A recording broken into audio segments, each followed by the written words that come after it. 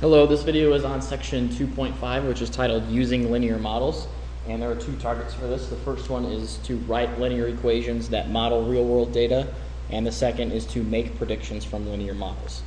So a few terms and definitions before we get started is the first one is scatterplot, which is a graph that relates two sets of data by plotting as ordered pairs. And in most times you'll see it being plotted as an XY set of points, where one is a dependent variable and one is an independent variable. And those are different. You could have other points, and all three of these can be plotted into a graph as a scatter plot using different order pairs. And the next one is a correlation, which correlation basically describes the relationship between data sets.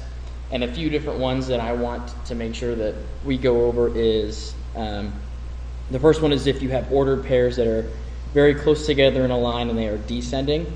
This is known as a strong negative correlation.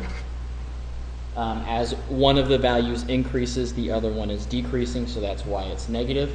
And since they're very close together, it is a strong correlation. The next one is also going to be negative, but it's going to be a weak correlation. Again, they're kind of going in a downward direction, but the lines aren't as close together as a strong relationship. It's more important, though, that you just recognize the general direction of the points. The difference between strong and weak is not as important, but just as long as you recognize that it's negative.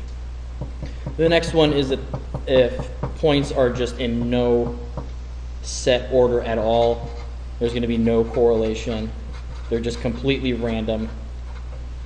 No idea where a line could be between those, and it's just not connected at all. Then the next one is going to be a positive correlation, but since some of the points aren't as close together, it's going to be weak.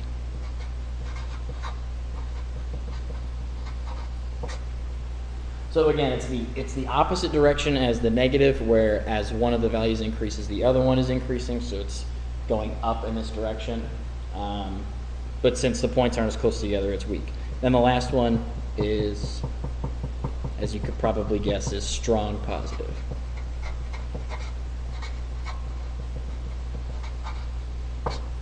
So these are the 5 different types of correlations I want you to be familiar with, and kind of their general patterns when it comes to the data points. And then the last thing I want to make sure we go over is something that's called a trend line. And that is a line that approximates a relationship between variables. And what I mean by the relationship is it describes basically the correlation. And the trend line is going to be in the form of a linear equation, or y equals mx plus b. Or it could be point slope, where it's y minus y1 equals m times x minus x1. You're probably not going to see it in standard, but it's going to be in those two general forms. And so, for example, if we have a set of points that are in some sort of positive correlation, maybe strong or weak, not really sure the difference between the two, but they're clearly going in a positive direction. What a trend line is going to do is try and approximate to its best ability the line that kind of is closest between all of the points. And I'll show you guys how to do this using a calculator. It's very, very simple as long as you follow the steps. We're not going to do it by hand. But it is important that you know what a trend line is and how to find it. All right, thank you.